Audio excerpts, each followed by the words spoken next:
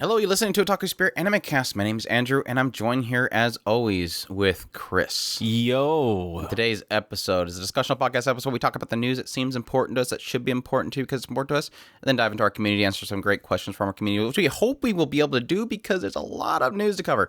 We technically haven't had a discussional since December 21st, like just before Christmas, so there's a lot to go through, like some 30 news bits. So hopefully some fun stuff in there. But before that, how has been things? Doing all right. Okay. Made it. Genshin happened. We got our new characters in there. Yep. Gotta have our Genshin Impact moment. Yeah. Got our waifus. Got a Got a saber. Yeah. We have a saber in Genshin Impact now. Got an edgelord. We got Ringe in Genshin Impact now. Yeah. Chris went crazy. Yeah, I did. It was nothing worse than a live stream where Chris is being told not to roll by Kat. Like, literally every stream, Kat's saying roll stuff, and then Chris rolls like crazy, and she starts crying in chat, and I'm like, you broke somebody. I did. I don't know what happened there. That's not cool, dude. I don't. That was the ultimate betrayal segment of the Chris rolling anime. Mm-hmm. That was bad. That was real bad. But yes, we got all of our waifu characters. Chris got Kirito.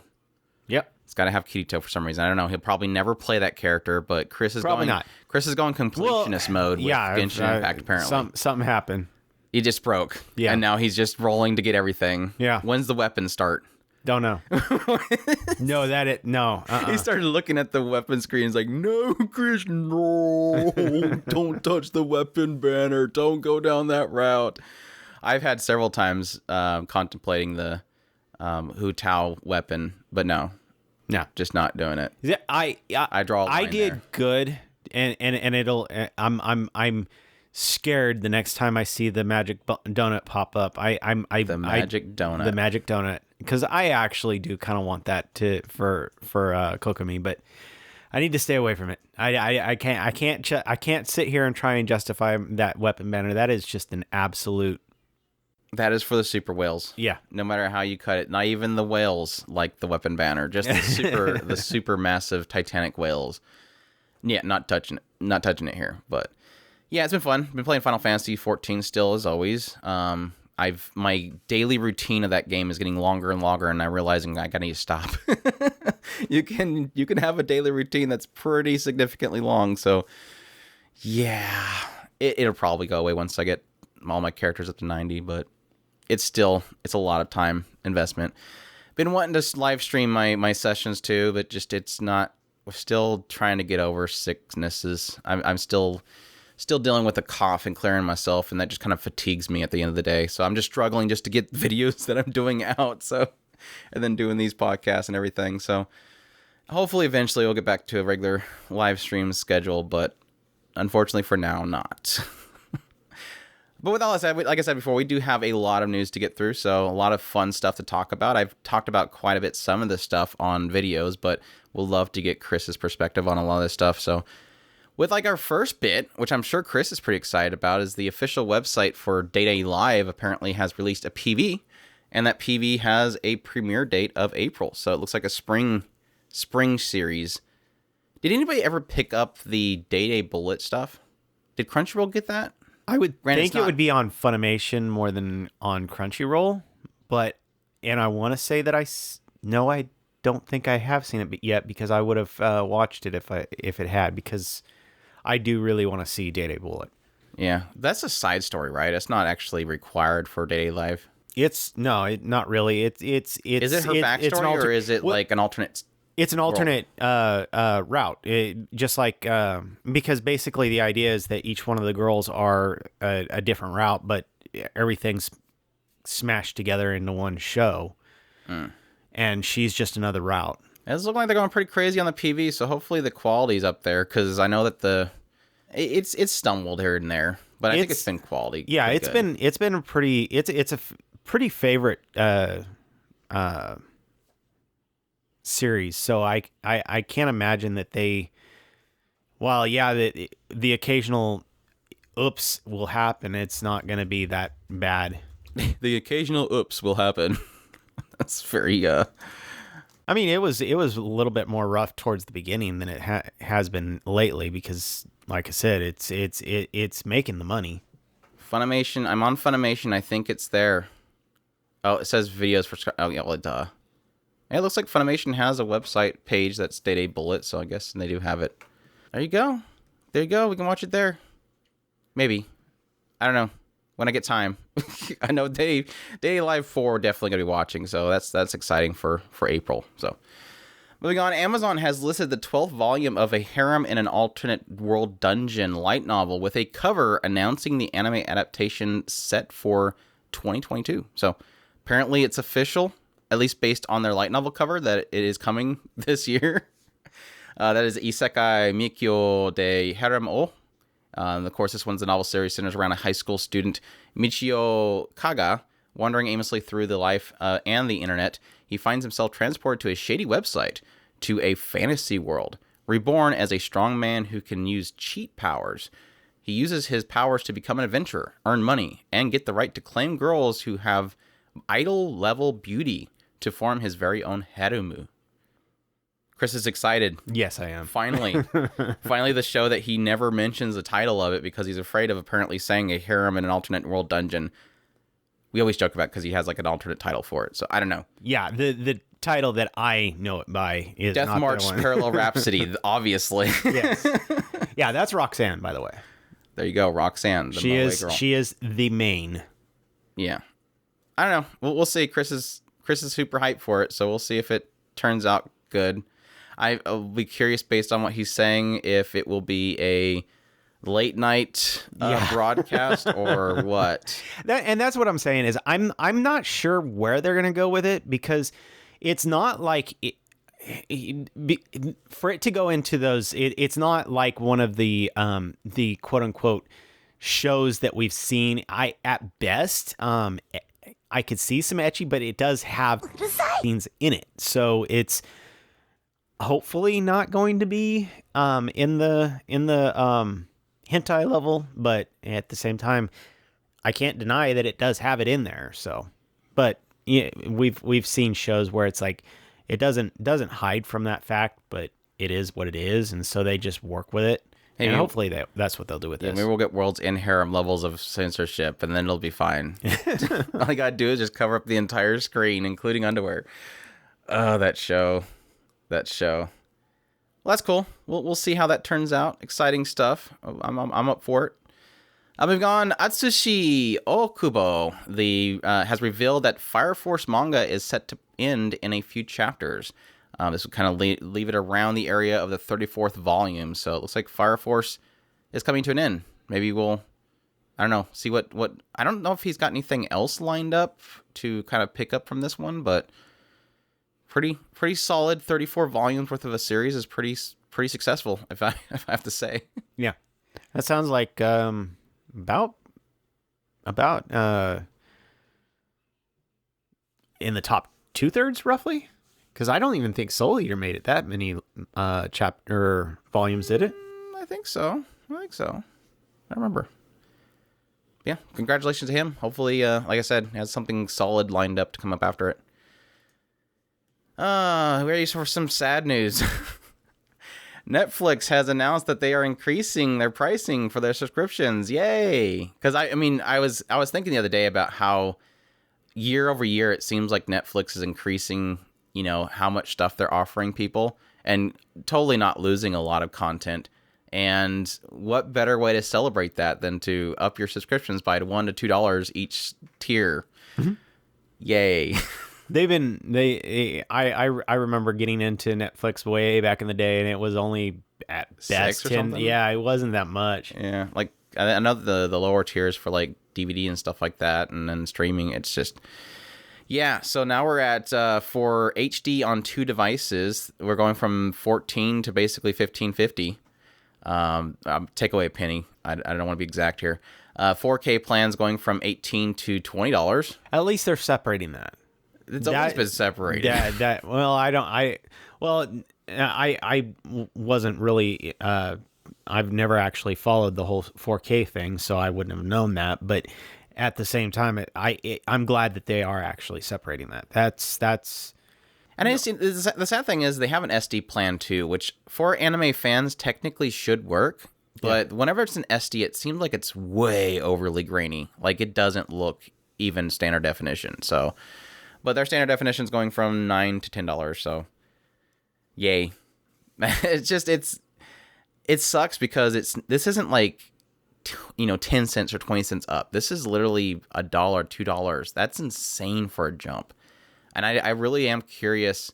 I know their stock prices jumped the moment they upped the price, which I don't know how that makes any sense, but I'm just because my thought process there is that there's gonna be a lot of people like this. This is what makes you go, I don't know if I want to keep doing this. Like this is that thing that makes you wonder. Like I said, if it was 10 cents or something like that, it's like usually okay, that I hate that it's going up, but I mean 10 cents.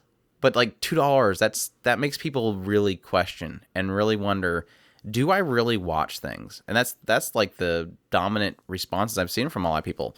I don't think I watch enough on there, so I'm going to drop my subscription. It's just, that's all it takes is for people to re-acknowledge, do they really want it?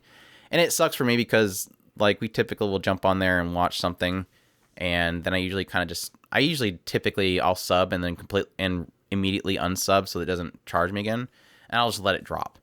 And because I don't really see myself watching something on a monthly basis for it. So I think like it's going to hurt. I'm basically going to be paying, now it's $15.50 just to watch, Orbital Children. And then I'm going to shut it off because I really don't. I'm even questioning myself. I mean, I technically have a business use for it, but still it makes me even question, like, do I want to even bother with Netflix shows right now? I think this is a point in which I really do feel like Netflix needs to make an anime account. They need Netflix anime app. They need Netflix only subscription, because when you look at all these other subscriptions, they're like, $4 or $5, and then you go to Netflix just to watch something and it's like, whoa, what, $15.50 just to watch it? That's crazy. Yeah. It sucks. I'm not happy at all. And I really am curious if that's the case. Netflix really needs to come out and say, look, this is what we're offering. Like, we're doing all this stuff, not Cowboy Bebop for a season and then dropping it, and then I don't know, all the other whatever junk they're doing, because it's not worth it to me right now, especially. I've glanced around their catalog on the anime side. Now, I don't know if they're feeding me everything they've got anime wise, so it's one of those frustrating things. I could probably look to see if there was other stuff, but I don't know what they've got. So when I nose around there, everybody asked me if I watched Squid Game yet, and I poked into Squid Game for a minute. I got about 10 minutes into it and got bored of watching the guy who was getting beat up because he was gambling. And it was like, okay, I really don't want to sit through the rest of this episode. And so I moved on and kept looking through the feed to find what's on there. Pretty much everything that's on there, I've watched at some point. There is a couple of shows that I technically like. Seven Deadly Sins. I need to get caught up on that, but I just don't have the heart to get into that right now. It's frustrating. Yeah, I've heard way too many horror stories of the later seasons of that. I don't know if I want to bother. Then there's that trailer for the movie. Woof. Woof. I don't know. We'll see. I mean, technically, with a lot of the offerings coming up, especially in, I believe, April, they have a lot of big stuff coming up. Might pull me back in, but I think, like I said, I'm going to do Orbital Children and then kind of shut it off for a while because I don't really see that enough of a benefit there. And I don't think they really got anything this season besides Orbital Children. I know I think the next thing they have coming up is the Kotora Lives Alone. I think that one's supposed to be the next one coming up. And I think I think that's in April. So we'll see. But bad Netflix, super bad. Big no. And this is US and Canada only, by the way, so make sure that's clear. Yeah, so the new price will roll out to existing subscribers, and Netflix will email current members for 30 days before the price changes. So they're not even going to grandfather people in. So literally it's changing. So don't expect to be able to hold your price for a little bit. A couple of Cocos is Anime PV has revealed an April debut as well. So that one's coming up next season as well. They also have a new trailer, like I said before, trailer and key art. Sorry. So, yeah. I think I recognize Yu Yu Gahama in there somewhere, so they have the casts up there as well. It looks cute. Definitely going to be checking out that one's definitely. The art style reminds me a lot of Girlfriend. So I was watching the PV the entire time and thinking, I think especially in the key arts, like it just reminds me of Girlfriend for some reason. Characters have lips. I love it. They have actual lips. I don't know. I've always been freaking looks gorgeous. I think it absolutely. I love it. I've never. I think these are fine for the lips. I think sometimes when they're too pronounced, I think it looks weird. I was like for example, the lady from 24th Ward, the lady that keeps bugging, bugging, like literally bugging, his stuff. The lady that works for the company her dad works at. She's got like the crazy pronounced lipstick lips, and it's like it looks weird. It looks so weird. I'm not used to anime having lips. Yeah, it is one of those things. I love it. Usually when there is some characters that they go overly obnoxious with, but for the most part, when the artists actually take the time with lips, it usually does look good.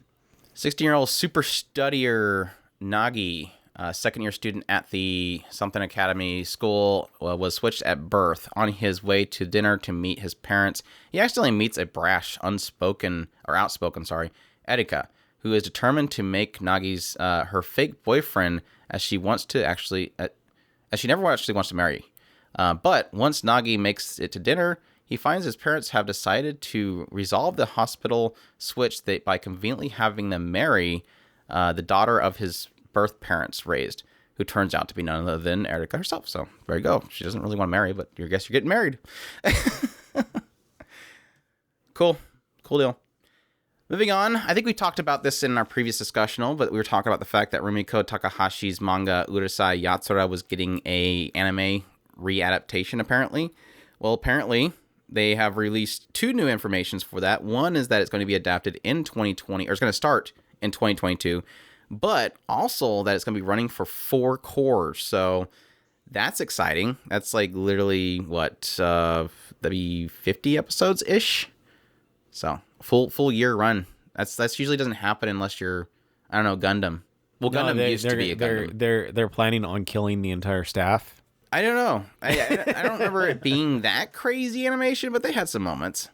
But yeah, but they're redoing it. So yeah, that is one of those question marks of like, is it still revered in Japan? Would that be one of those ones where you don't mess with it, like you do justice?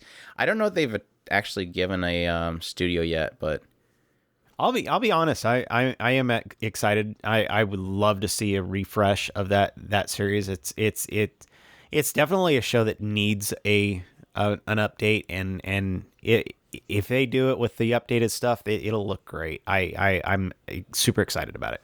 I'm just kind of curious if that gets a readaptation, not something like, I don't know, Ranma.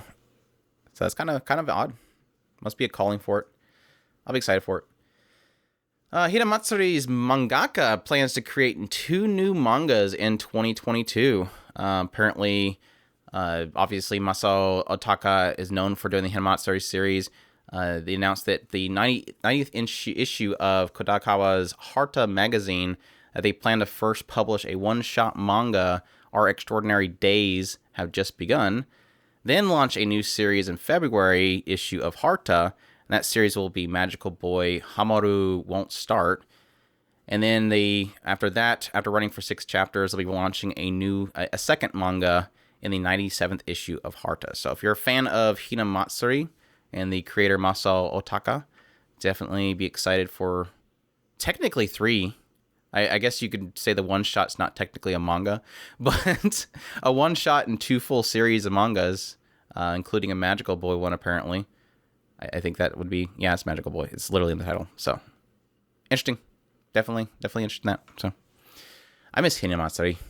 Such a good show.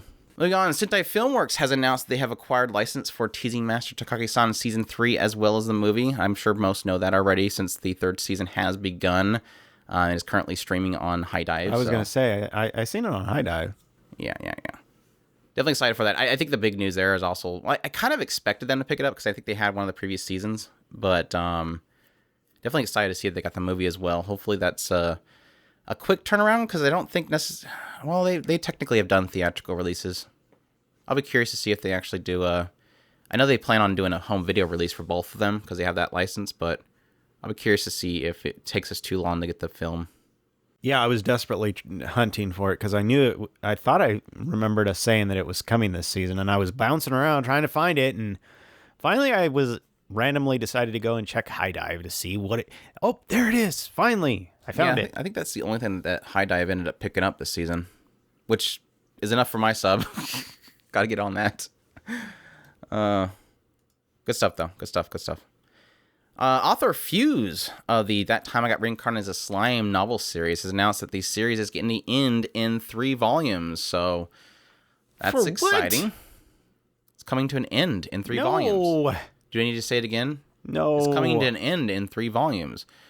But yeah, he's still talking about that they're going to be doing side story stuff. So don't expect it to come to an end anytime soon. I mean, something that's super successful like Slime, I'm sure they're going to just keep milking it with side stuff. He probably, it's at the point where it's like, what else is he going to do? Kill all the Demon Lords or whatever have you?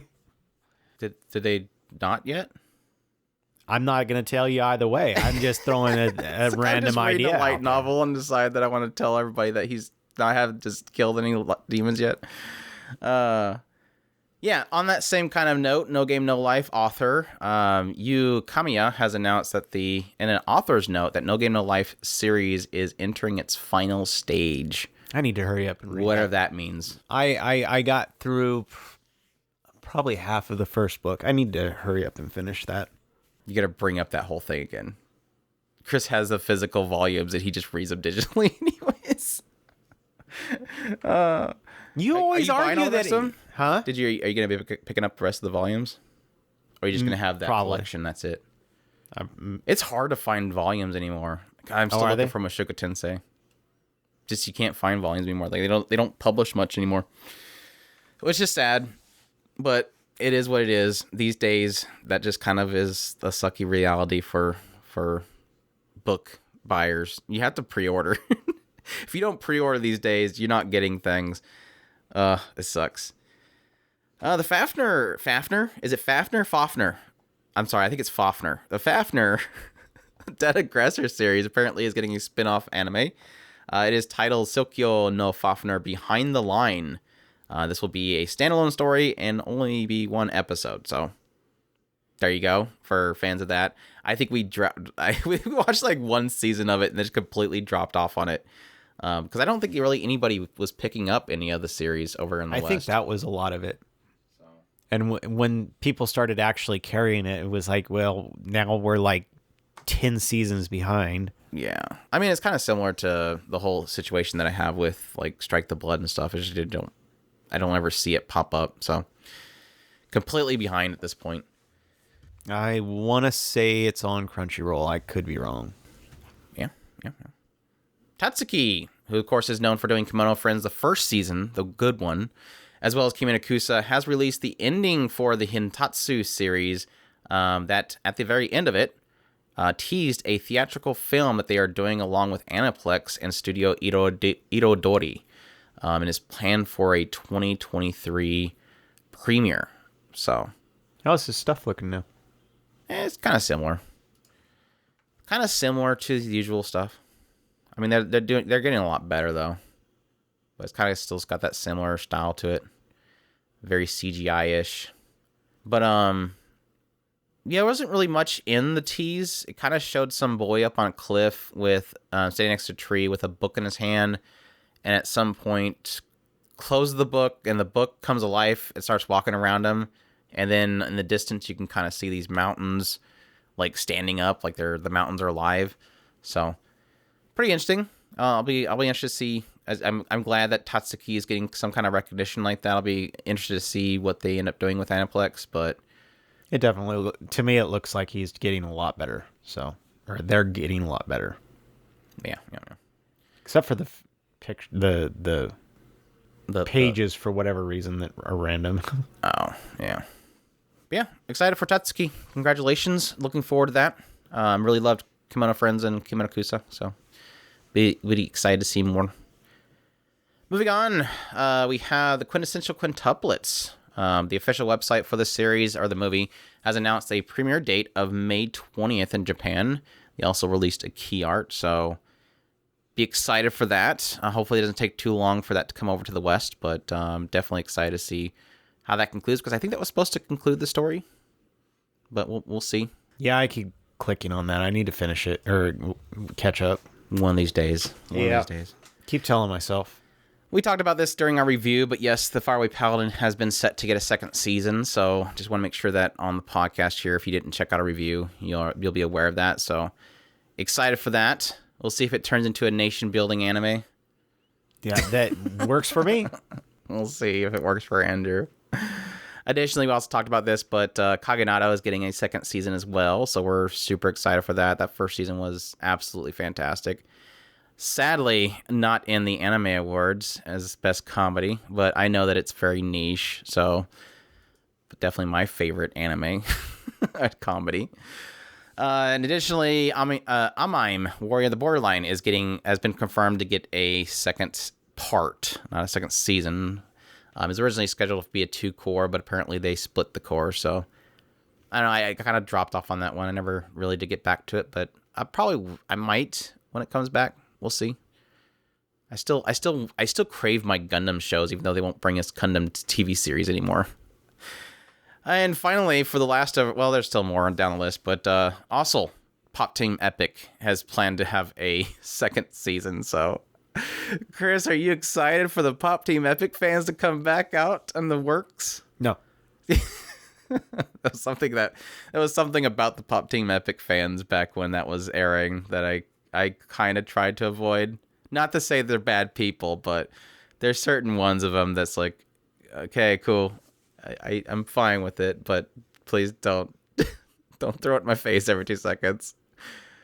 It's a special type of comedy, and it's a special kind of comedy that just doesn't work for me, but I'm happy for fans of the series. It deserves it. There's a big fandom for it. Definitely exciting in my book is that I think we might have talked about this, but Odd Taxi was getting a lot of leaks about a sequel film coming. Well, it has been confirmed at this point. It is set for premiere on April 1st. Crunchyroll has already announced they will be streaming it, so I'm super excited for that. It essentially has been teased as being essentially a reconstruction of the TV series with some answers questions at the end. So anybody that has watched the series could probably guess what those answers might be. I've already made a video kind of speculating on it, so that was a lot of fun, but I'm super excited about this coming around. If it does exactly what I'm thinking it's going to do, I could not be more thrilled. I'll probably end up watching the entire movie, even though it's supposed to be a quote-unquote reconstruction. I'm sure I'll probably need a little bit of help of remembering stuff because it's been a year. So, but yeah, I'm super, super excited for that. I cannot wait. Will you end up watching the series and then watching the movie, or are you just going to watch the movie? I might just watch the movie. Let me watch the movie first, make sure it doesn't ruin things. Yeah. It might not execute on it well, because it's one of those things where it makes you wonder, will it construct it better and remove some of the kind of fat that I was talking about, like the Homo sapiens and stuff, removing those bits, and just make it more concise? Or, I don't know. We'll see. I find the series perfect, so probably best to watch the series. Definitely exciting news. I've been killing slimes for 300 years and maxed out my level is getting a second season, Chris. Absolutely great. I'm excited for that. Grit? Did you say grit? Great. Okay, just croaked halfway through the word. Yeah, this is definitely, I think, a nice, refreshing take of Aoyuki's Seiyu, and it's definitely a lot of fun for the series. So I'll be excited to see what they do with that going forward. Maybe she'll get, I don't know, 10 more people to add to her house. He's got a whole another core to work with, so I guess she can double her harem. Yeah. Why not? The official website for My Master Has No Tail has posted a new visual and a 2022 premiere. This one's looks kind of cute. Apparently it's about a Tanuki girl who goes into the real world of humans disguised in some other person that I believe ends up being a Tanuki as well, kind of calls her out and says, get out of here. And then the Tanuki basically asks if they will teach him how to do Rakugo. So a Tanuki Rakugo? I'm on board. I think every time this is the unfortunate thing, is like every time I see any story involves Rakugo, I'm just always thinking Rakugo Shinju, and I'm like, please do Rakugo the way that Shogun Roku Rakugo Shinju pulled it off. Like that, again, Studio Dean, not like my most premier studio ever, but they did something special there. And so I always kind of want every Rakugo show to do the same thing, and I know they won't. But, yeah, looks cute. Tanuki Girl. They'll just make it Moe. There you go. It'll work. Moe Rakugo. I mean, technically they have, what was that one show called? I haven't watched it yet, but I did see a little bit of it. But it's basically about a Rakugo club.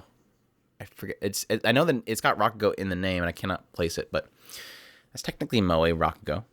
Watch them turn out to be male, and it's like, well, they're still cute. Yeah, could be. I know her name's Bunko. But, yeah. Anyways. This says, transformed herself into a Rakugo comic storyteller.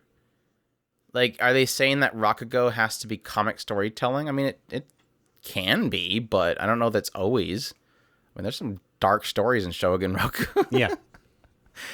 Anyways, that's exciting. I'm looking forward to that. The key art looks really good, so that's a positive. Danmachi Season 4, new chapter, The Labyrinth Arc. That's a really fantastic title. Officially confirmed for 2022 premiere. And they have released a new key art for that one. JC Staff will be returning to do the series, so it's a positive for some people. But awesome. Yeah, that'll be exciting to see where that goes. I think I was a little bit mixed on the third season, so I'll be interested to see where it goes next. You've been a little mixed on the last 2 seasons. Well, you did have Sword Art Toria. It's not. That was the a second side. season was fine. Just the third season was a question mark for me. I don't know. We'll see. We'll see. I'm all for it coming back into my heart. I'm all for it. My Isekai Life TV anime received a new key art as well as confirmation on a 2022 premiere. So, Studio Reveroot will be working on this series, and it's obviously from I think we mentioned before, but this is the other work that the author of The Strongest Sage with the Weakest Crest has done. So,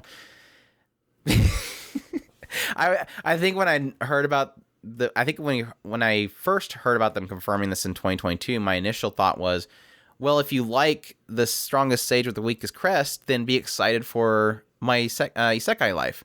And now after watching The Strongest Sage with the Weakest Crest, I'm going, I hope this one's good. Because the strongest Sage is just not working for me.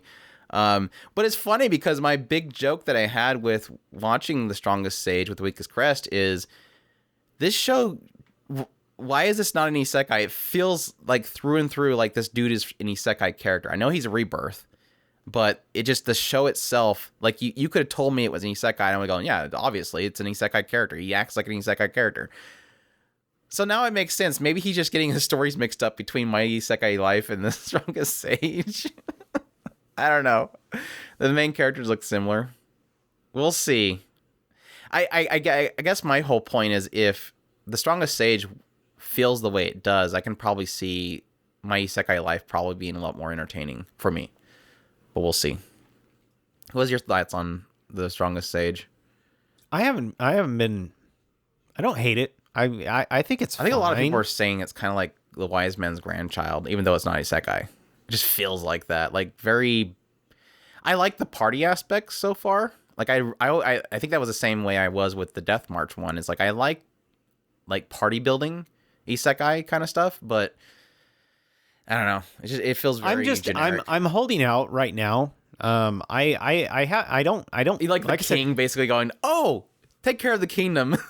Yeah, I'm not sure where I'm at right now with it. I mean, it's fine. It hasn't really done anything that has impressed me, and it hasn't done anything that's specifically offended me. It's fine. Oh, it offended me, man. Now, the one that I did not like was, and I'm hoping that now that he's turned into a cute girl. It's going to be actually fun. But I hated that first episode of the sage pupil one. Professor Self, the pupil. Yeah, that one was hard to get through. I was actually making jokes at Andrew. Can I skip the old man part? This is boring. The beauty one's been pretty good though.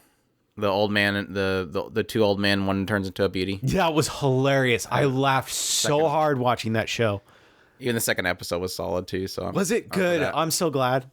Yeah, I'm curious if it's gonna get old, but we'll see. We'll see. Not enough Rikijimi, that's for sure. the Rikijimi like twisted and then she disappears.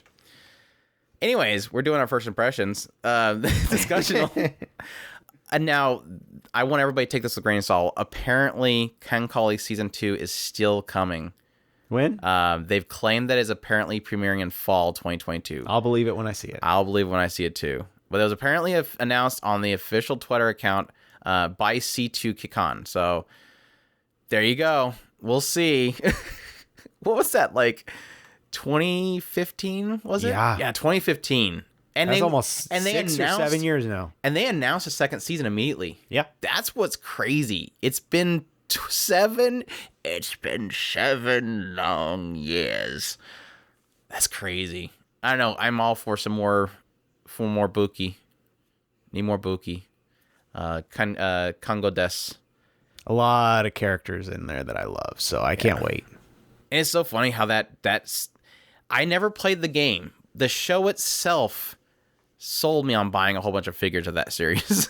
That's how much I like this. I played the game. The game is characters. The game's a little bit hard to play, but I mean, well, take into consideration you have to go through like 1.5 million hoops to get to be able to actually play. So take that into consideration. But when it comes down to the actual game, I wasn't really all that impressed with it. I mean, it's fine.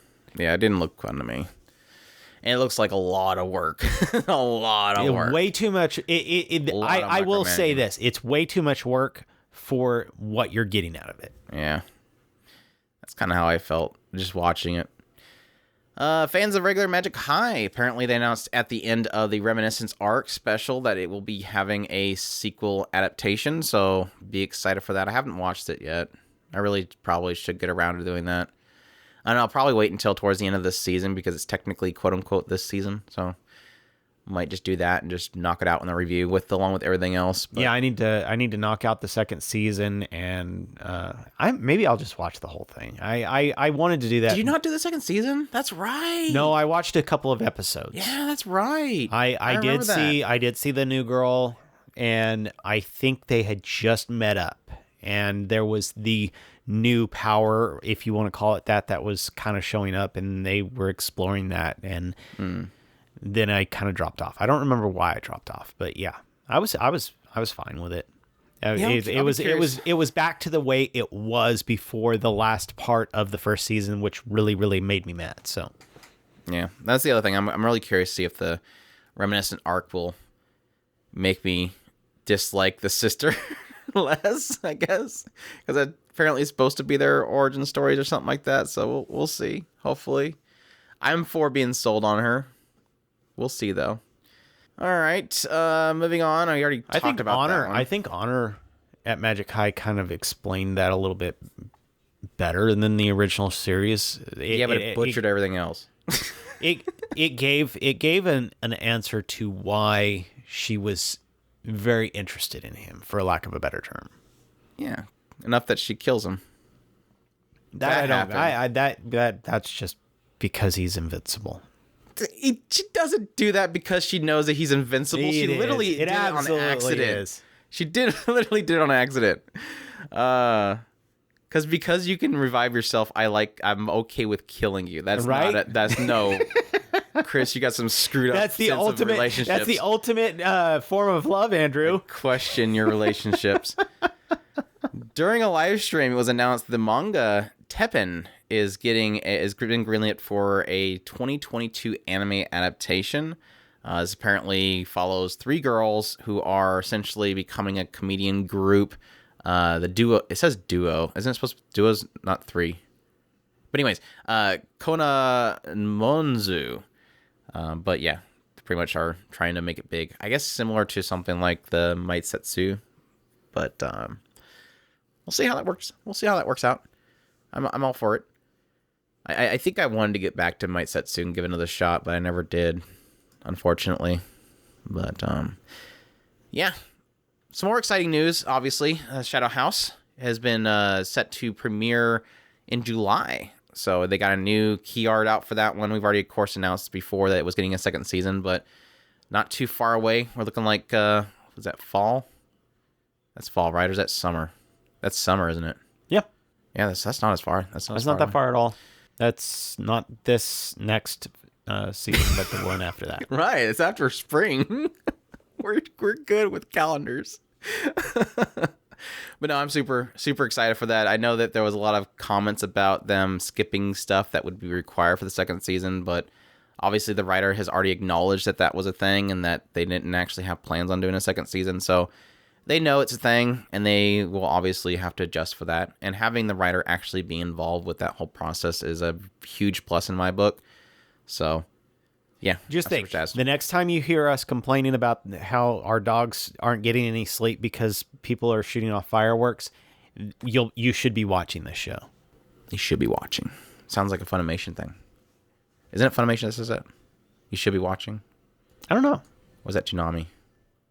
I don't know. Definitely excited for this next one, at least based on everybody flipping out and sending me messages. But yeah, the official website for the anime Shikimori's Not Just a Cutie has revealed an April 2nd premiere date, so that's a spring one as well. They also released a key art for it, and for those unaware, this is Shikimori seems like the perfect girlfriend, cute, fun to be around, sweet when she wants to be, but she has a cool dark side that comes out under the right circumstances, and her boyfriend Izumi loves to be around when that happens. A fun and funny high school romance with a sassy twist.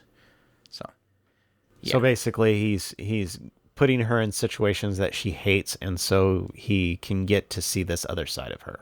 No, he just hopes that he's there when she gets in those situations so that he can watch it, I guess. Yeah, I'm definitely excited for that one. A lot of people are kind of like, if you like Nagatoro, this is like insanely better than it, so I'm all for it. It definitely sounds cute, but there's a lot of hype around that one already. It's always kind of prime whenever I talk about a show, and then suddenly I don't know where the woodworks come out, and everybody's like, yeah, this is insane, I can't wait for it. So I gotta hope that the hype doesn't push me too far, but it definitely looks good. We'll see how that turns out. Just in time for the controversy around the manga chapter that for some reason blew up the internet, the official website for Rent a Girlfriend has announced that the series is going to premiere in July. I made a mistake. I was like, again, this is my sickened state trying to make videos. I did a news bit on this whole thing, and I'm like, oh, the official website said there's a second season. And I go to edit the video, and I'm like, why the hell did they say the website said there's a second season, Grinlet? We already knew there was a second season. They announced at the end of the last season. So, like, correction note on the bottom. Yeah, it's already been announced, but we now know it's July. So, yeah, we'll see. I don't know.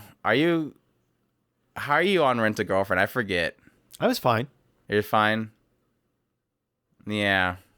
I think it's a train wreck. And I think I'll watch it because it's a train wreck. This is one where I understand. I understand. I didn't much care for the main character. I was fine with the girls, and it was one of those that I felt like I was backed into a corner of, yeah, I understand all of your problems with it, but I still like the girls. Well, that's my whole thing is I like the girls. I mean, I hope that they somehow redeem Mommy because I really love her Seiyu, but I like the girls, but at the same time I want them to be happy away from the main character. That's my thing. It's like the whole thing where you feel like you're the pedestrian that comes by and says, girl, you gotta find a different guy. Please just go find somebody else. I'll distract him for a little bit. You go find somebody else. I mean, I'm fine with maybe the cover girl getting with him because literally she's the enabler. She's really why he doesn't fix himself. But I don't know. It's like every single one of them, I feel bad for them. Like it's one of the, I get a lot of harems where I will have a main character where I'm like, I mean, as long as the girl's happy, sure. If she wins the guy, that's fine. She seems to be interested in him. I hope that she gets him. This is the one where I'm like, girl, you'll be happier elsewhere. Please just go. Well, I guess they're happy with him either way because they get money out of it. Well, some of them do. I don't know. We'll see. I know the kick that did I ever tell you what was going on with the drama around the chapter, recent chapter? As like my immediate thought was like, did we not watch at least the anime? Like he did that in the first season. That literally is one of the reasons why he's kind of disturbing. I don't know. Whatever. As long as the internet blows up, they'll have fun with it. Moving on. About the same time as it as Rent a Girlfriend was airing, but bottom tier character Tomozaki is getting a sequel anime as well. So, because I think those were both in the same season. Those both did their first seasons. But bottom tier character Tomozaki, that's awesome. They haven't said what it's going to be yet, and that's the only, I'm assuming it's probably gonna be a TV series. I don't see this getting a movie. It might be that popular in Japan that a movie would do well, but my whole thing with this one was like, I know when I finished the first season, I was like, this needs a second season, because what they kind of presented at the end of the first season was like a really interesting idea. Like they somehow full circled the ending, and what they were getting into at that last moment was like, oh, if this is going where I think it's going, I really like this. I really like what they're doing, what they possibly could do. So I'm super excited for a second season of this. Yeah, I really love that show. So I anything more on it, I'm super excited about. So yeah, definitely. Yeah. Moving on, the official website for Love After World Domination has announced that they have an April premiere for that one as well. They also released a key art. So again, another spring show to look forward to. I'm super jazzed for that one. That one looks like it's gonna be fun. Yeah, absolutely crazy. I love it. Basically, like superhero guy that falls in love with the girl. We watched this last time when they released this. Yeah, this is the one where he like confesses to her, and then she's all thrown off. I don't remember it, but that's fine. Yeah, looking forward to that one. Yeah, because she falls over and he sees up her shirt. But yeah, I don't remember. God, Chris, learn to remember things. Yeah, like Power Rangers with love. With love. Definitely super excited. Yeah, I made sure Chris watched this one. During a live stream, it was announced that in the heart of Kunoichi Tsubaki anime has set to premiere in April. So another April show. I guess this entire discussional podcast is literally our preview for spring. So pretty much feeling like it. There's so much stuff being announced already. But yeah, they have released a new trailer for it, as well as a new key art, and it looks really good. Freaking adorable. Can't wait. They are really, because I think this is Cloverworks too, isn't it? Yeah, Cloverworks. Cloverworks, please, I hope you guys are doing well, because you guys are doing some great stuff. Yeah, I can't wait for it. I've already kind of read a couple chapters, or maybe I might have went through a volume, and I'm already kind of liking what it's kind of presenting. I really do hope that it keeps to a really solid characters and everything. It just looks like a lot of fun. So we'll see. I'm liking it though.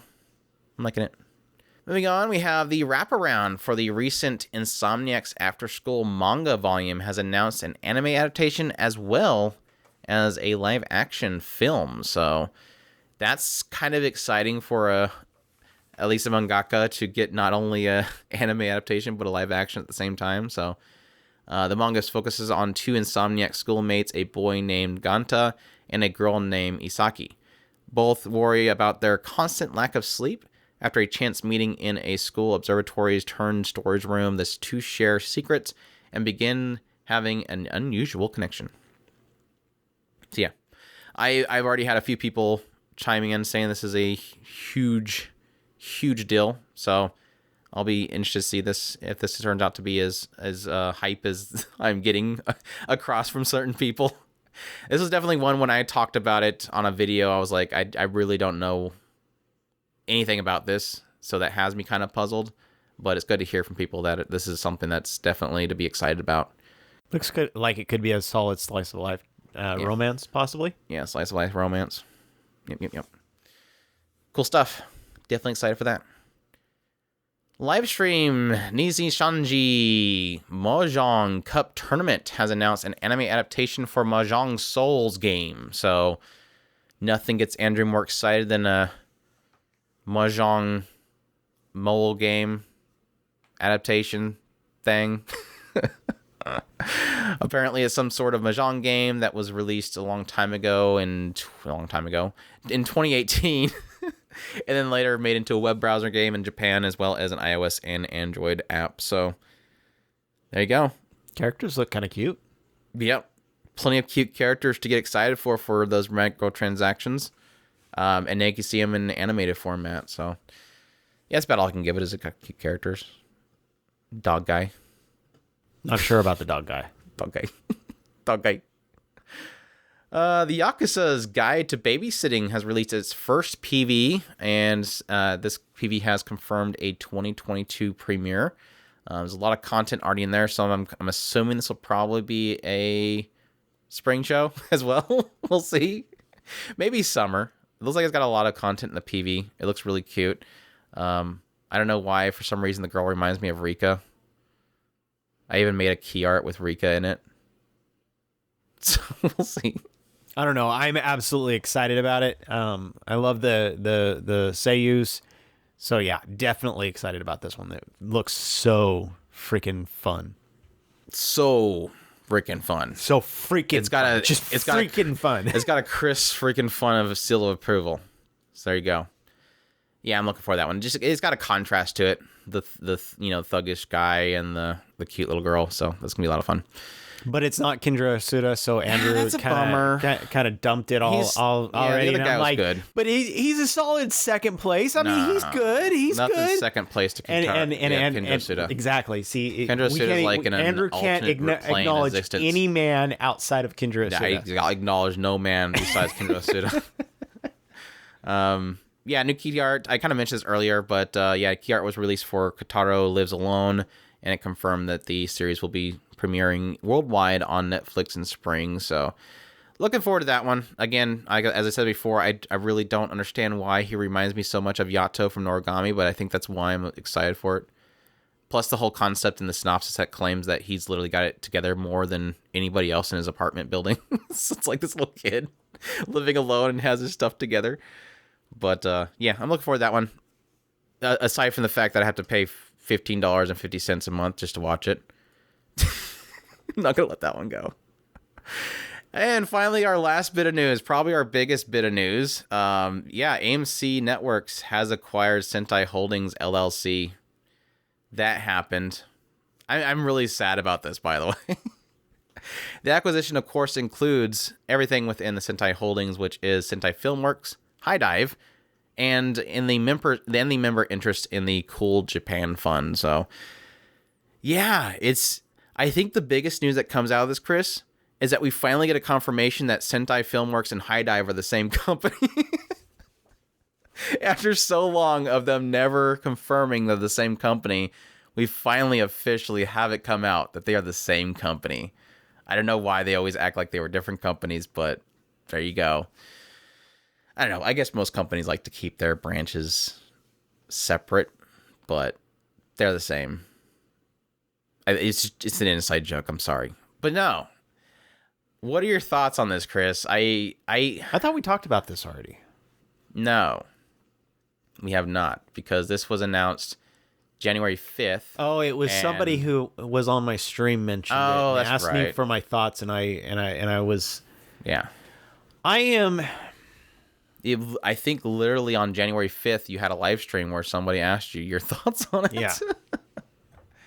I am generally mixed on it.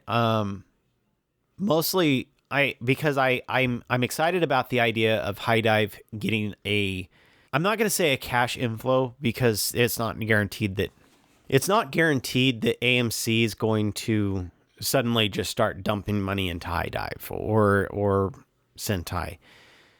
But it definitely it leads to at least a solid financial backing. So basically, if they do have some kind of a some kind of a misstep, it's not going to hurt them as badly. And that was the thing that always kind of bugged me about this, especially, was the fact that, like, I was rooting for Sentai Filmworks as like this company that had no like overhead. They had no big dog above them that was telling them, do this or do that. Yeah. Which is typically what usually forces companies to do things that are, annoying to us, like injecting things or censoring things or not doing things because it's not correct to the Western audience or whatever. And that's exactly where I was sitting at that point. Is I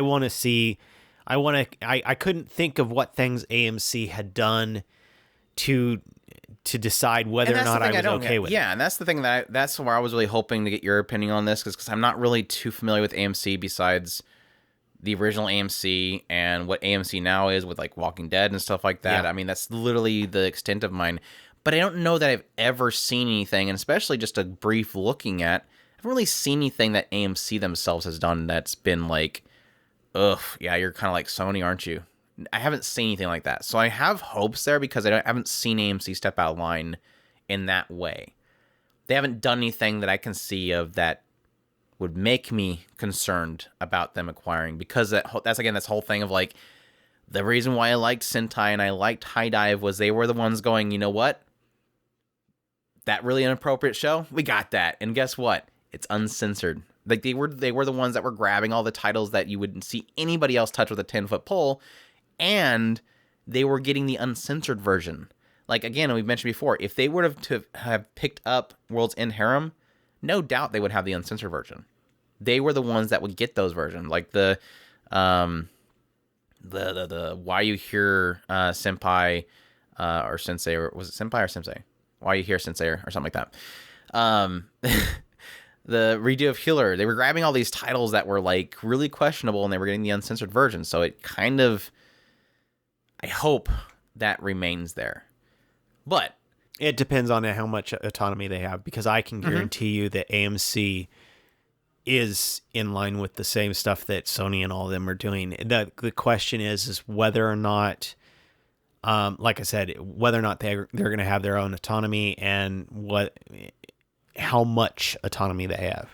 And that's the thing. It's like, and then that's technically in their statement out, is this idea of, well, nothing's changing. It's like, well, yeah, that's literally every buyout. Yeah, nothing changes, say that at first. And then 2 years later, it starts to change. It never changes immediately, but it will eventually change. The thing that I think gives me a huge, and again, this is just PR talk, and it could be strictly PR talk, but it's one of those things of like, if I take their word for true, I am happy about that. Because, I mean, this is happening whether you want or not, let's be honest. But I do like, I think it's this one right here where it says, with a seasoned team, strong content, and a direct-to-consumer offerings for fans around the world, Sentai is a key global player in anime, said AMC Network intern CEO Matt Blank. This acquisition builds on AMC Network's already strong IP and franchises, and furthers our targeted stream strategy of super serving passionate audiences with content depth, curation, and community. With the addition of Sentai, we will see an even greater opportunity to build AMC Network's position as global leader in targeted streaming as we continue to grow a sustainable and long-term profitable streaming business, and that will be transformational for our company. I like that statement because that basically, again, it will change. But at least, again, if I'm taking their word for true, that tells me the goal isn't just to buy up this stuff, but the goal is to go in this direction. Like, this is something they want to get into. Now, the big joke that comes of that is the statement of, well, Sony's buying a lot of companies. How can we get them to buy us? Well, get anime. Well, let's buy High Dive and then they'll buy us. But it does give me some sense that this is something that AMC wants to get into. And I've seen, especially again with the whole Walking Dead franchise, I do see that AMC, unlike most other companies, AMC knows how to get into the fandom. Like, this is a company that, at least from the perspective, again, that I seen when I watched Walking Dead, was that they loved getting into the fandom. They loved celebrating that property. And so I can kind of see them being a company that can manage to not just throw stuff out, buy and throw it out, but actually a focus of theirs is to build a fandom and to nurture a fandom. And I think that's something that you really don't see in anything else. I mean, you do see a little bit into Sony and the idea of how they handle PlayStation, but even there with PlayStation, it feels like they just don't care anymore.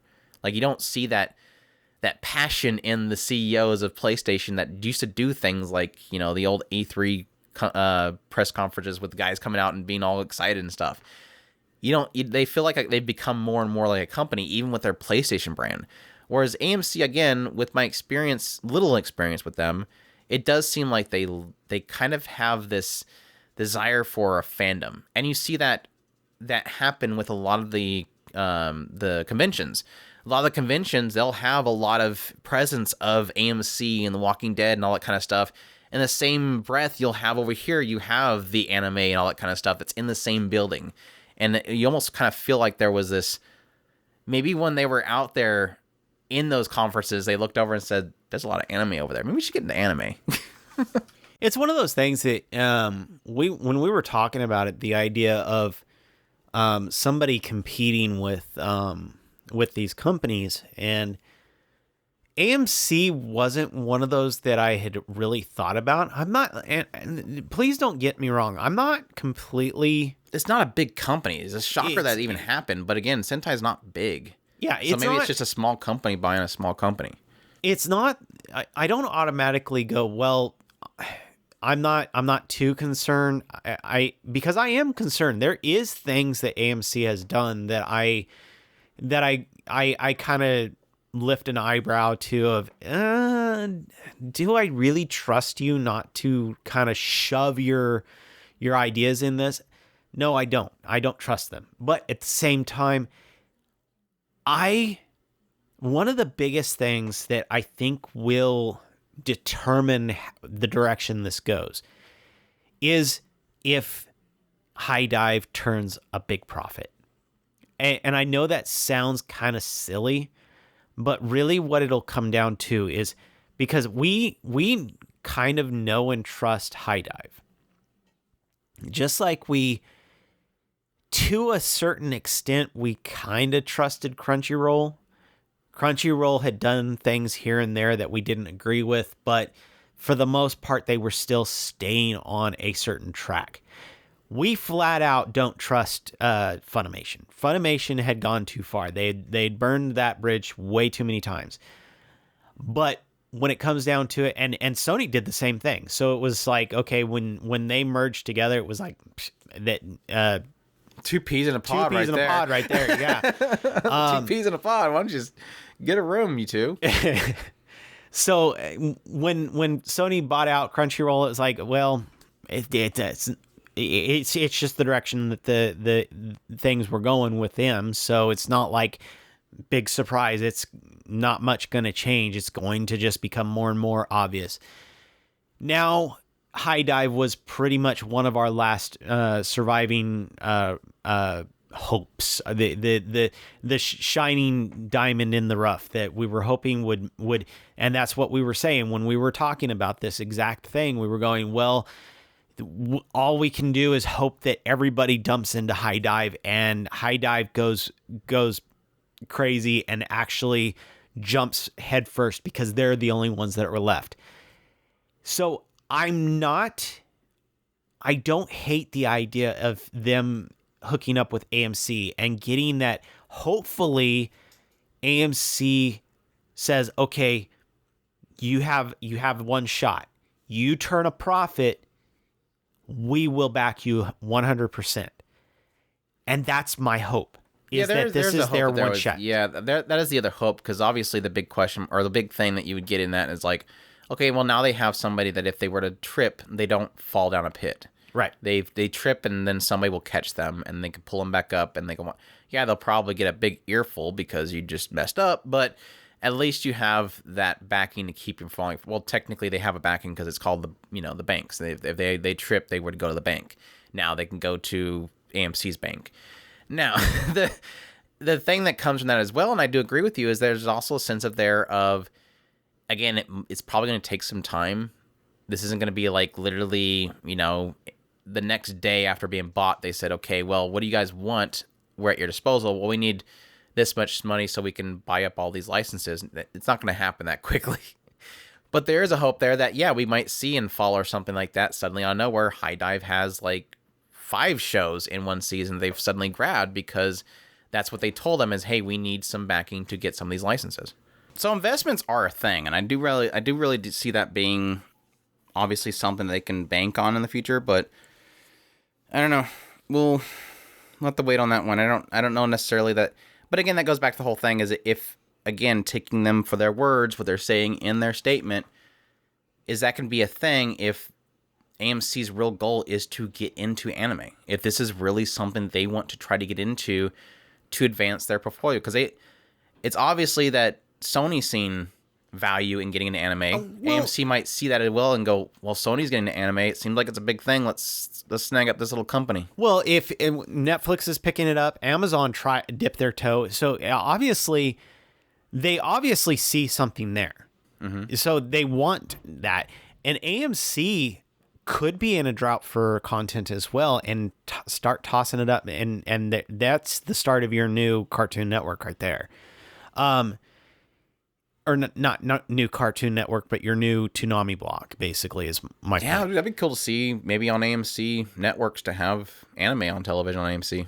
It'll be interesting to see what direction this takes. But one of the things that I was getting to could you imagine seeing Clannad pop up on AMC? They have an access. I mean, that's the thing. It's like you're not getting much for newer content with AMC buying them because obviously, again, I mean, with this season, they only have Takagi-san.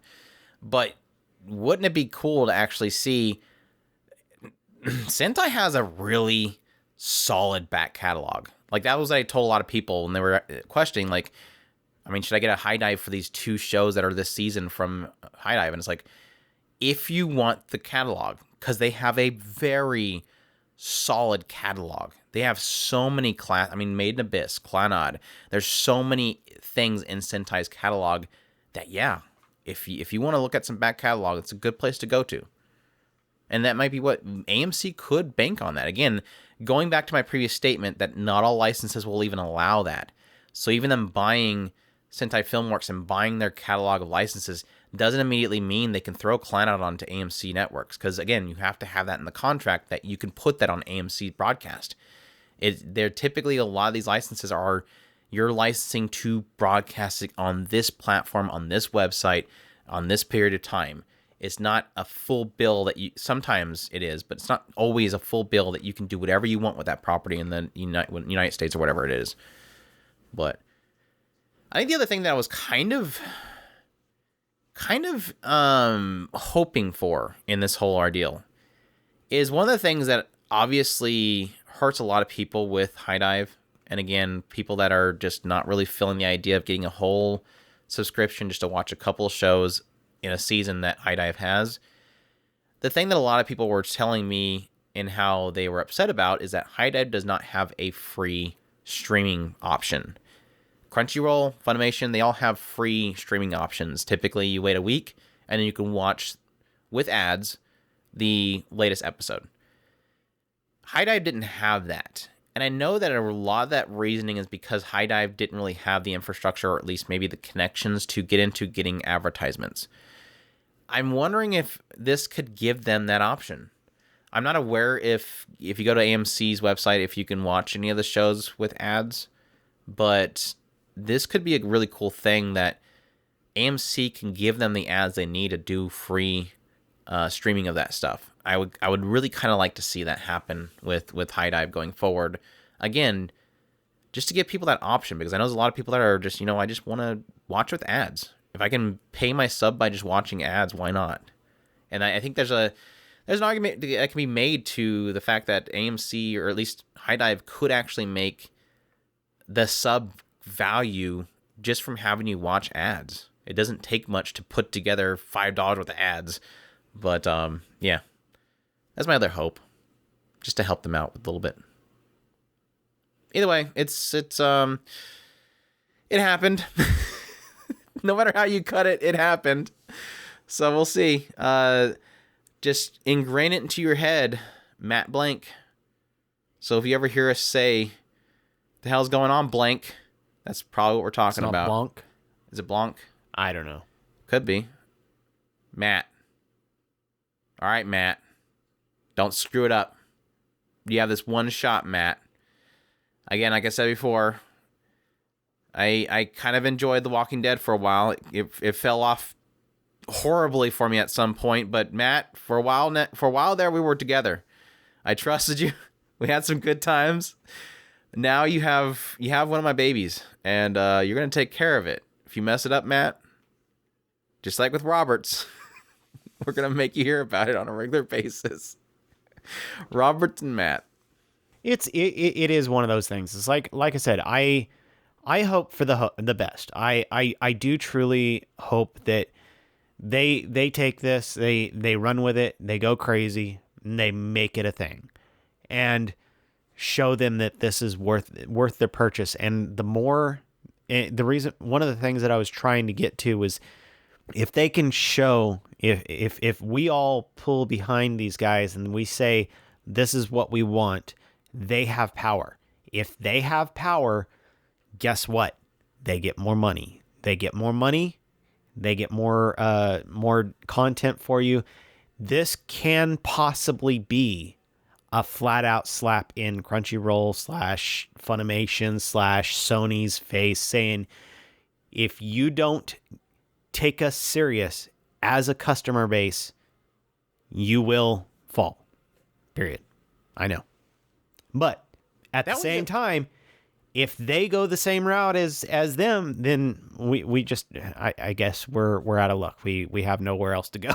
That was the other thing, besides the idea of it being, them being able to bring ad-based free service for High Dive, is the addition. The opposite is, at least there's a hope that a lot of the catalog on High Dive will end up on AMC Plus, their paid subscription service, and then at least you have a whole catalog of AMC stuff to work with, additionally with High Dive stuff. So that's the flip side of it. John Ledford, Sentai founder, said, "We are thrilled AMC acquisition and are excited to be a part of the growth strategy." We're excited to be a part of their growth strategy. We're excited to no longer exist and instead exist within them.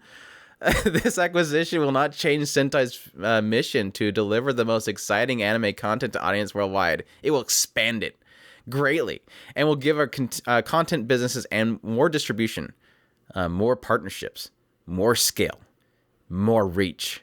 I could not be more pleased. Well, yeah, you just sold the company for a lot of money. Yeah, pretty much. You made a lot of money. Of course you're excited. You're no longer scared of losing money. You just made a whole bunch. And yes, things are going to change, Redford. Things will change. We just talked about Matt. We're not fools. We just talked about Matt and what he said. Don't. If you don't think it's changing, then you're not paying attention. Anyways, that's that. Exciting. Wait. No, even worse. If you don't think anything is going to change, you're doing it wrong. You just got a lot more money. You better be changing. Yeah, it's like he puts that statement out there, and Matt's like, "The hell did you write? Hell yeah, things are changing." And you made it sound like we're doing everything for you. No, your statement really did sound like you're doing nothing and we're doing a lot of things for you. It's not happening. Get to work, or retire because you get a whole bunch of money. I don't know, one or the other. Anyways. That's it. That's all for the news. It's all the news that we have set to print. All the stuff that we're excited to talk about. Moving on to our community again. If you want to go to if you go to community.com. No, if you go to takuspirit.com. Please don't go to community.com. I don't even know what that is. That's probably a bad idea. I don't even know what that is. Anyways, I was going to say a joke, but I'm not going to do it. There's a contact us button at the top of takuspirit.com. Or you can go to the forums, sign up there, talk to some great people on the forums, and then post on the Animecast question thread. Or you can post your question there, or you can send it to Andrew at talkspirit.com. There's tons of ways to get a hold of us. Please do. We always love the questions from our community members. Similar to Pig, Potatoes, Totally Not XX, DRK, Bacon Chips Web. It's Bacon Chips Web now. XX. I think his name is getting longer. It's changing. Oh, it's totally not the same person though. Oh, that's true. Yeah, It's totally not him. not the same person. And Anyways, he's definitely not from the dark web. Says hello, fellow humans. This guy's from the light web. The light web. Yeah, since he's not from the dark web, he's definitely from the light web. Well, the message that was sent to me had a white background. It did not use dark mode. It says hello, fellow humans. We're not humans. I guess he's talking to the listeners. I'm stealing this question. I am a computer voice on the internet. Andrew talked about this the other day. What was it that I'm Kendra Suda or something like that? I don't remember. You said it was something crazy that I didn't understand. Oh, no, you were making my voice on your computer, and then Chris is a Vocaloid. and so you were actually talking to yourself or something like that. Yeah. Yeah, Chris is a Vocaloid. Okay, gotcha. Whenever there's a live stream of Chris, it's just a Vocaloid. Right. Every now and then I have to reboot it. That's why he gets quiet on his live streams. Hello, fellow humans. I'm stealing this question from probably numerous anime forums, but I want the experts of anime knowledge to rate my top 10 favorite anime characters. My list changes fairly often, but this is my current list of characters. There's a fun idea. If you guys ever care to have us rate your stuff, that actually is a cool idea. So I like that. If you have a top 10 favorite anime waifus, top 10 favorite anime in general, top 10 favorite isekais, we're at that we're point about now. to get spammed. I hope we get spammed with this. Yeah, that'd be a lot of fun. If you want to send it into it, we'll rate it. We'll credit not dark bacon chips for the idea. So this is the list of his favorite character, and you want us to rate it. So the first one, is this from 1 to 10, or is this 10 to 1? What do you think? Just a second. I'm looking at notes to see if I can judge. So are we supposed to take theirs and say your list is good or bad, or are we supposed to take his list and then put it top from 10 to 1? It just says to rate my top 10 favorite anime characters. Okay, so I will just we'll go down to each one and say if it's a 10 or if it's a 1. Is that it? I don't think so. I think I'm just going to say you did good or you did bad. I think that's so really what he wants. wants. Thumb up or thumbs down? It sounds like to me. So Violet Evergarden from Violet Evergarden. Great pick. Great pick. I'll go with a 9. I'll give her a 9. Maybe a 10. We'll go with 9. I would go with either. Because there might. I was just going to say. I have to save it. There might be a 10. Well, this is more fun if I actually give it a number. Okay, we can do that. That's cheesy. I thought we were. I thought you're just gonna go thumbs up on everything. I thought that we decided that we weren't giving numbers. Wait, why is Moomin Rider in there? What? Oh, so you just said favorite characters. Okay, you didn't say waifus. Okay, I just for some reason assumed it was waifus, but I guess Legoshi's in there as well. So Legoshi, Chris, V stars. I like Legoshi. Yeah. I didn't watch the second season, so yeah, it totally goes dark. He kills a bunch of girls. 2. A 2? I thought you would say 0. -20. -31. No, Legoshi. That means he probably finally hurt a pretty rabbit girl, and I hate him. I'll go 8. Legoshi is really good though. I don't know why I want to say Legoshi. Legoshi. Anyways, the Wolf Boy, Takaya Goda from My Love Story 1.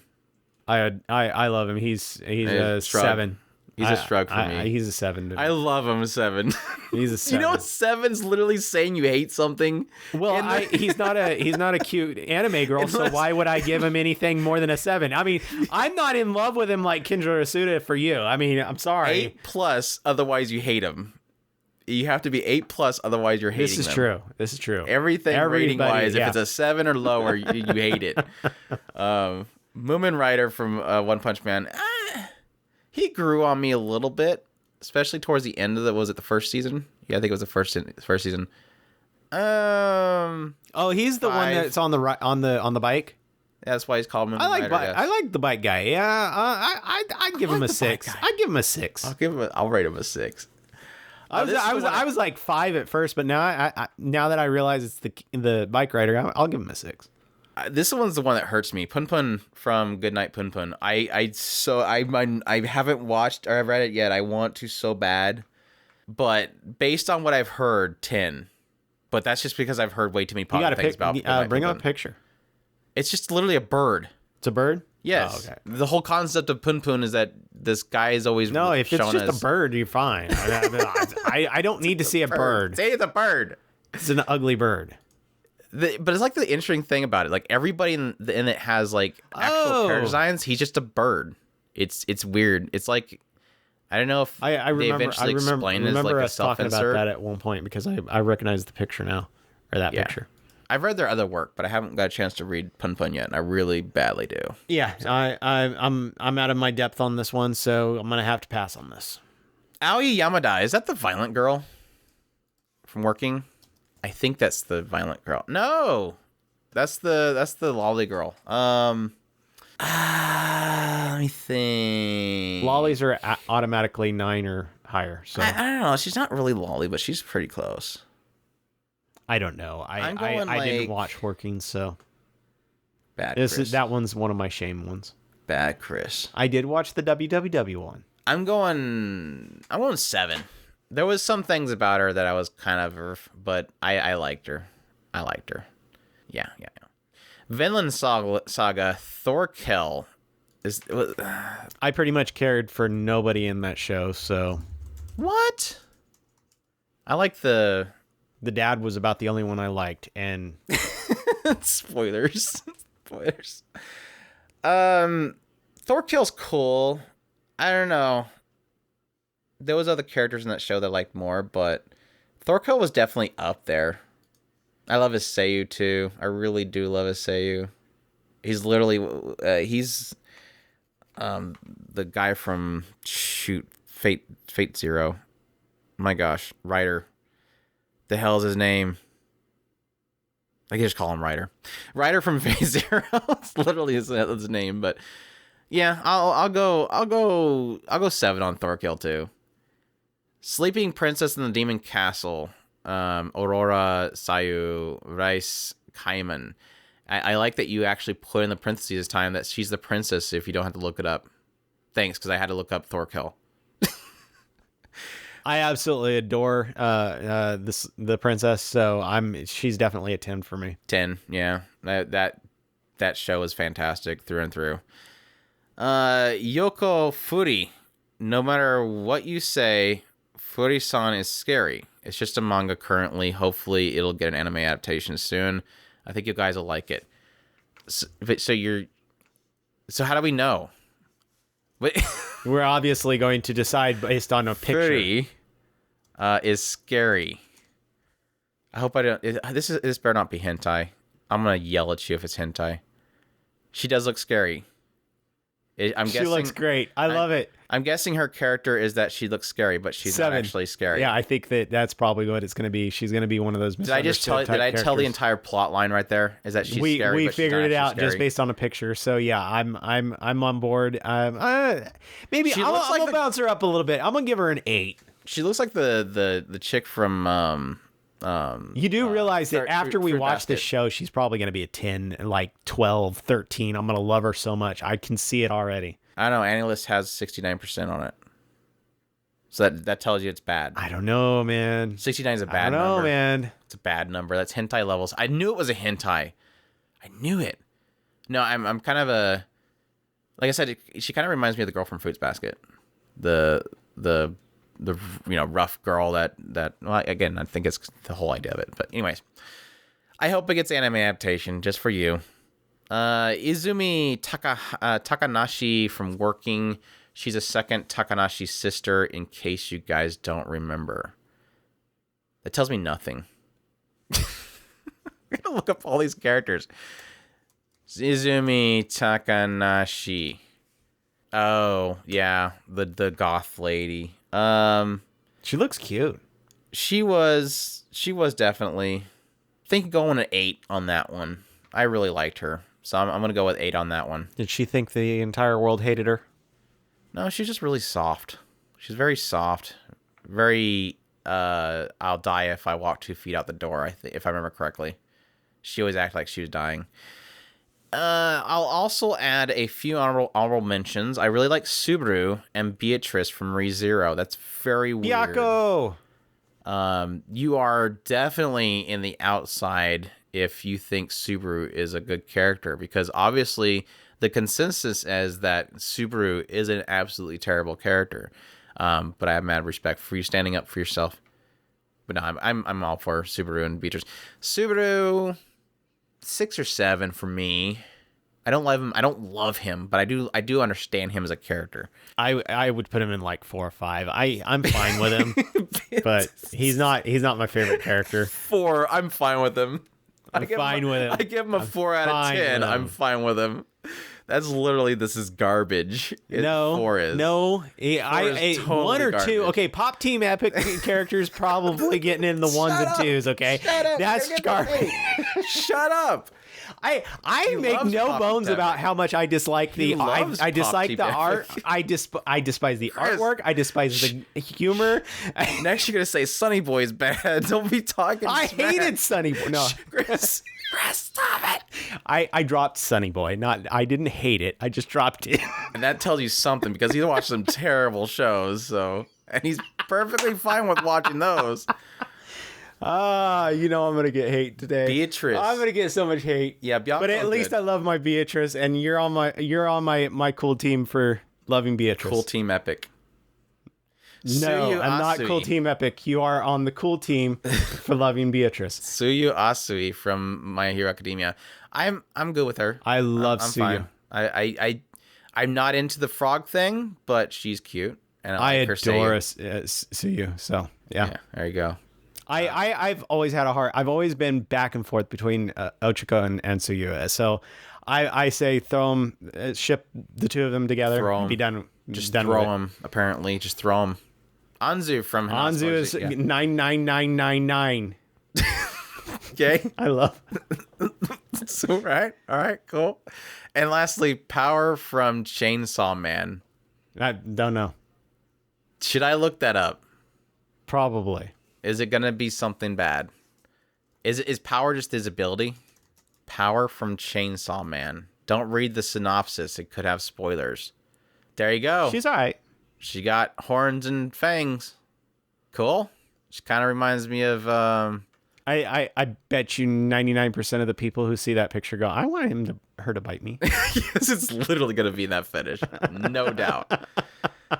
Also, have a great day, guys. Thanks for all the good anime content. Well, thank you, Not Bacon Chips. We appreciate your constant support of us, if you're really supporting us, because we don't even know if you're really bacon chips. So, there you go. Smackatosh chimes in and says, what's your sleeper hit of 2021, or something you expect to be way more popular? Mine was definitely Vivi 86 Part 2 as a close second. Anime that you expect to be way more popular. I kind of agree with you on 86. I think it's popular enough, but I did expect it to gain a little more popularity than it did, I guess is the best way to put it. Like, it's not Attack on Titan levels. I kind of had a thought that it could get there based on how much people were talking about it. But again, typically, unless you're full on shonen levels, you don't typically reach those levels. So I don't know. Didn't we do? What was our picks on the deliberations? For what? Didn't we have a or maybe that was just gems. We had surprises, but that's not really things that you'd expect to be more popular. So basically underrated. Yeah, I guess that's technically. I don't know. I don't know. I guess. I mean, my hit that I wanted to be more popular, that goes into Taisho Tomi Fairy Tale, Kageki Shoujo. Yeah. That gets into Super Cub. Yeah, definitely Super Cub. I think Super Cub's definitely probably that. I think of all those, that was the one that when I watched it, it's one of those ones where when you're watching it, you're like, I love everything about this, and I just see the difference from what you're saying with that, Smackatosh, is that with Super Cub, I never expected it to be popular. As I'm watching it, I'm like, I love this, but nobody will see why I love this. I never expected anybody to care, and I unfortunately never. And that's one of the things is like we know that at least the people that are in our circle, the people who are listening to us, when we get really, really emphatic about something, then all of a sudden we start seeing our circle start talking about it, and that's the best that we can hope for, is that at least our group is listening, is watching the shows that we really truly love. But when it comes down to it, yeah, I really, really do wish that some of these bigger that Super Cub was in the bigger crowd, and actually. Can you imagine Super Cub popping up on the Anime Crunchyroll Awards? Exactly. That's my thing. Is like, I wish that they would take it more serious. Well, that's the thing. Is like I said with Super Cub, I watched that show fully expecting this is a show I'm going to cover. I literally did videos on it. I did YouTube videos on it. I recorded, edited, posted, fully expecting it would not even get views, because it's something that I loved and I wanted to talk about. And I never, ever expected for it to get popular, because you can just kind of know. You kind of know whenever you watch a show, this doesn't have what the majority of people want. You need to have things like a main protagonist character that's getting stronger and stronger. It needs to have this cool world of characters with superpowers and stuff like that for it to be popular. If you want Attack on Titan levels of popularity, My Hero Academia levels of popularity, Naruto, what do all these have in common? Characters getting stronger and magical powers. It's always got to have a shonen feel to it before it's going to be popular. That popular. There is nothing more painful. It goes to what we're kind of implying here, is there's nothing more painful than to when somebody asks you, hey, what's your opinion? You say, or basically an awards show says, hey, what awards shows, or what shows deserve praise, and you say this, and then somebody else who refuses to watch a lot of these shows turns around and says, well, what is that? Mm-hmm. There's nothing more painful. This is one of the best. Super Cub is one of the greatest shows in the last season, or the last year, and there is to know that there is absolutely nobody covering it outside of a couple of groups. That's painful. It's one of those things that like Andrew has talked about with other awards shows. It's like how it's not fair to be outvoted just because somebody else hasn't watched it. It's just not fair. And that's a reality I've always come to expect when it comes to a lot of those awards things. It's like, it's my word against what's the biggest, greatest, most popular thing right now, Jujutsu Kaisen. Mm-hmm. Okay. Again, because if you look at Jujutsu Kaisen, was the membership on that probably post 1 million? Did it get post 1 million? It's down in the continuings. Like Super Cub, I don't know how it somehow managed to get up to 80,000 members on my list, so I'm guessing that's probably a lot to do with us. Yeah. Because I know when it was first starting out, it literally had, I think during the season, it was like 20 to 30,000 members. Yeah. It was like very Super measly. Cub, 30,000 versus 1.6 million. 1.6. Yeah. There's no challenge there. It's not even a contest. I'm actually surprised Mushoku Tensei has managed to get up to 800,000. That's good. But yeah, like the Jujutsu Kaisens, Attack on Titans, they're a post million. Even the more, again, I don't know why it wasn't as more popular as it was. 800,000 on Mushoku Tensei, Horimiya 800. But as you get down the list, it's like there's a lot of those other shows that I think are incredible that just won't get the attention that it needs, are going to be down there in that, sub 100,000.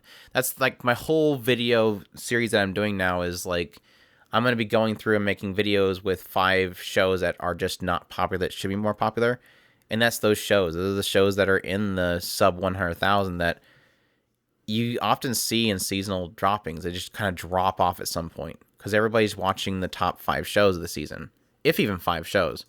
There's some seasons where you'll have like literally one big show and the rest are just kind of ignored.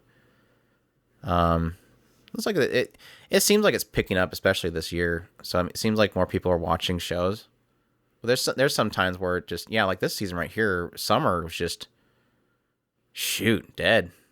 Like, yeah, Slime came up with a 500,000. Even Kobayashi Dragon Maid didn't even hit 500,000. It's probably all returning shows. Tokyo Avengers, My Hero Academia took all the attention. Anyways, what were we talking about? Sleeper shows? But no, like I said, I fully expected Super Cub to never really be popular. Expecting to be popular is a completely more difficult thing to really say, and that's, I think, probably goes into the realms of something like, I don't know. I honestly don't know if it was anything in 2021 that was like that. Watching did 86 do? Probably 500,000 if I guess. 500K. So your show isn't hurting as bad as you think. Yeah, it's. I mean, that again, it's what do you think what is the more popular you expect? It could be 1 million. Did you want to get as popular as something like that? Because I thought Vivi was popular. Vivi, I think, was 300. It had a lot more popular than I thought it would. And I'm glad about that. See, that was another one that I was really trying to get people to make attention. Oh, it's only 368,000. That's pretty low, technically. That's average, I'd say. I think the 300 to 400 or the 200 to 300,000 is average. Like, if you can get there, I think the show's healthy. So your shows aren't hurting like our Super Cub. Our Super Cub is really hurting compared to these. Our Super Cub's hurting. I mean, if you want an example of a show that really hurts, let me think. Okay, this is Budokan. Just search favorite pop idol I could die. Made. I could die. Mad. Yeah, my favorite pop idol made it to Budokan. 34,000. Yeah. That hurts.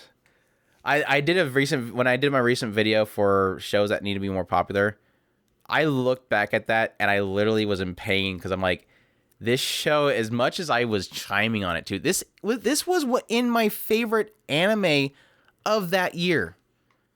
It totally deserved more. But again, I think it's because it was quote unquote an idol show. That's where it drops off.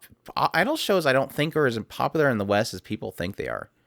They don't get that much of attention. And that's the sad thing. I mean, that's just like with Zombieland Sagas. We wanted that to be more popular than it was. It never got that popularity. I think even the Zombieland Saga Revenge wasn't really that well off, if I remember correctly. It's a niche show. And that surprises me. I thought that Zombieland Saga was a lot more popular than it was. 164,000 That's for the actually second pretty season. good. I would have. No. It should be more popular. I was expecting it to be no, the lower shocking, than that. the shocking thing is that it's a MAPPA show. It's a MAPPA original, technically. You would think that even with MAPPA's name, it would get more popular than that. But I think it even had a bigger prop off. Yeah, the first season was 413, so it had the second season syndrome where it drops off. It drops off a lot. But at the same time, I mean, it's not as bad as Yuki as a hero drop off. I would love to see the drop off point. I would love to know if people watched that first episode and said it's not worth my time. Could be. But again, you also had a gap in releases, 3-year gap. That's that too. So it would have been in the turnover. So yeah, I can see that. The famous turnover that we have zero knowledge if it's even true or not. Yeah, it's true. There's some weird statistics out there somewhere somebody claims exist. I would love to know where that came from, that statement too. I can see it probably being in data in like Crunchyroll or something. Yeah. If they see a drop off on memberships that come back with different emails or whatever, I guess they can probably see that. I could see Or it that. could just be somebody trying to skip out on a month worth of sub. Could always be that. Yeah, I guess the way that you're wording it really does throw me off because you're saying that you expect it to be more popular. And like I said before, I don't really expect anything that I do really enjoy to be really that popular, sadly enough. Things that I wanted to be more popular than they were was things like Super Cup, Odd Taxi, Saint's Magic Powers, Omnipotent. That kind of stuff I think really does deserve to get more attention than it really did. Taisho Tomi Fairy Tale, like we mentioned, Kakeki Shoujo. I think of any of those, if I had to say one that I can say that I would expect it to be more popular, is probably Kakeki Shoujo, just because at least that one has probably a more female fan base. But I think the thing that I like about Kakeki Shoujo is it's similar to our like of things like Saint's Magic Power, like Fruits Basket, like Snow White with red hair. They're those shows that are shoujo, but they still have entertainment value and a way of grabbing a male audience. Like I said before, those are technically shows that I acknowledge it's obviously for females, but it has a sense there that even as, a different audience that it's going for, you can still find interest in there, and there's still a lot of value in there to check it out. So, yeah. I think that's it. Yeah, we'll hold the rest for the next time. But, yeah. We have a few more questions left, but like I said, I think that's a fun idea from Bacon Chips. So if you guys want to send in your top favorites and we'll rate them, I think we can have some fun with that. But, yeah, keep sending in the questions. We'd love answering them. Definitely gives us more content to work with. But, yeah, that's it. That's the episode. That's the wraps. We hope you guys enjoyed this episode of Discussional Podcast episode. As always, we definitely appreciate everybody that supports us through either Patreon or supports us through our tips link on the main website, as well as in the description for our YouTube video version of it. As always, definitely, if you guys want to support us, you can tell other people about us. Chime out there, let other people know about our YouTube channel, tell people about our podcast. We definitely appreciate everybody that does support us that way. It's kind of like those things that where you don't really have to give us a Patreon or anything like that. Just by telling people, that's like immense. The word of mouth is a way to help people grow, and it helps us grow more too. So definitely appreciate it, you guys. As always, again, you can also rate us on iTunes and stuff like that. That helps us as well. So, but yeah, as always, we definitely appreciate you guys. And as always, we thank you all for listening. We hope you all enjoyed, and you all take care. Os.